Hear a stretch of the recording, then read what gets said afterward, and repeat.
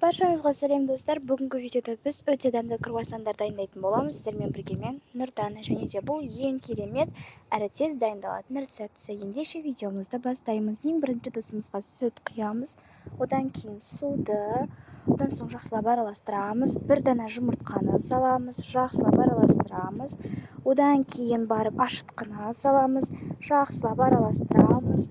Одан соң жақсылап ұнды салып, жұмсақ қамыр илейміз. Міндетті түрде жұмсақ болуы қажет. Одан кейін салафанға салып, 1 сағаттай қоямыз. Одан кейін осындай 10 бөлікке бөліп аламыз. Барлығында осындай орташа деңгейде етіп жайып аламыз. Және де бір-бірінің арасына жұмсақ сары майды жағамыз. Сары майымыз ерітілген болу керек емес, себебі бұл жұмсақ болса бізге жаққанға оңай болады. Одан кейін жақсылап жаятын боламыз. Бірнеше осындай көптеген бөліктерге бөліп 180 градуста пісіріп аламыз. Мінекей достар, біздің рецепт дайын, міндетті түрде жасап көріңіздер.